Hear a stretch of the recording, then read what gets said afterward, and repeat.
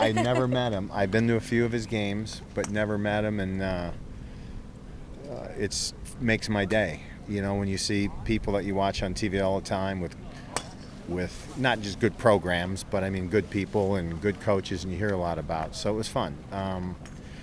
And then to be back here at the Ally I love this course. Always played it in the old days, and my caddy came in yesterday, said it's in phenomenal shape. Even I guess we got a ton of rain yesterday, but I'm excited to be here and just be a part of the tournament. Been real hot lately, a couple of top finishes. What's going right for your game? Well, I'll tell you, the last time I played, I shot 76, and to be honest with you, I still think about. I don't know what happened. I didn't really play poorly. I just kept making bogeys, and then when Brant Jobe was 7 under, 8 under, 9 under, you know, I knew I was done, and I just couldn't make any birdies just to finish, you know, up there. But I have been playing well. I've been working on my game a little more, which, as anyone out here will tell you, if you don't practice and play, you're not going to beat these guys. And I got going to New York and then in Seattle. So, like I say, I plan on playing well, and I hope to. Very competitive field as always, but is there something that you have your eye on personally that will kind of put you over that edge here at the LA Challenge? Well, I mean, for me, the big deal is that, you know, I have a lot of course knowledge, and so do a lot of these guys. I mean, Tom Lee, you know, if you look around, I think half of them have probably played 10 times in this tournament or more.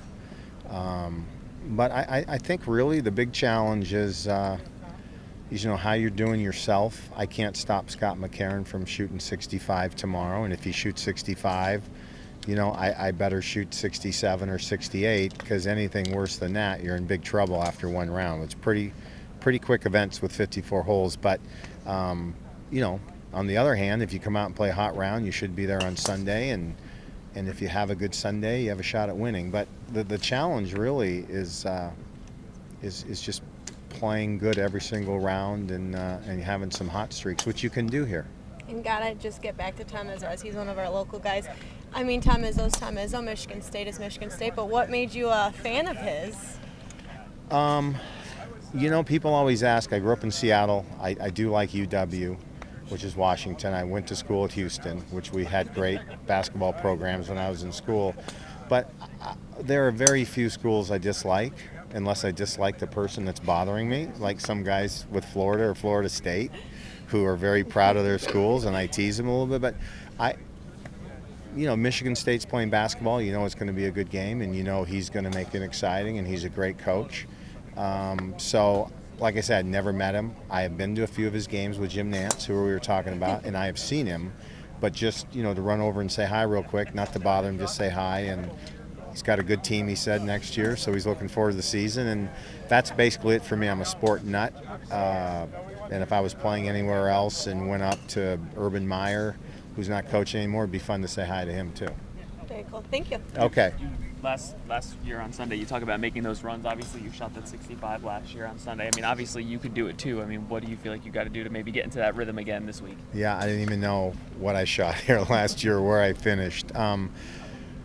There are some, you have to play the par fives pretty well. You have to do that on every course. But for me, the par threes are not easy here. And you know, most people say, yeah, if I can go through and make 4 threes in the par threes, you're picking up shots on the field. I think at Warwick, you know, if you can par them all and maybe throw in a birdie because you hit a great iron in there, you're going to do well. So par fives are par fives. You know, if I play tomorrow and I play them even par, you know, that I'm already behind the 8 ball. If you can play them a couple under, then you're right with everyone else. And they're not easy. They're pretty long, and they'll be really long after the rain. But you know, the greens are perfect, so I hear, and you're going to make some putts, and you just have to be a good putter. And then obviously 17, they moved the tee box and stuff up. What are your thoughts about that and maybe getting the crowd more into it? Yeah, well, a lot of people don't know that, you know, way back when there were 2 or 3 tournaments that started all the fun stuff, and it was right here, you know, in Grand Blanc or Flint, where the 17th hole was, when I say rowdy, it was loud and rowdy, but in a good way, and they had a good time. And I've not seen it yet, but I heard they've spruced it up to make it a little more fun, and I enjoy it. For me, I wish we were further back, I think I'm a good 5 and 6 iron player, and I heard it's like 160 yards now. So, the advantage, maybe I hit an 8 iron and make birdie. I don't know, but it's a fun hole. It's great to be on holes like that, and the people enjoy it too.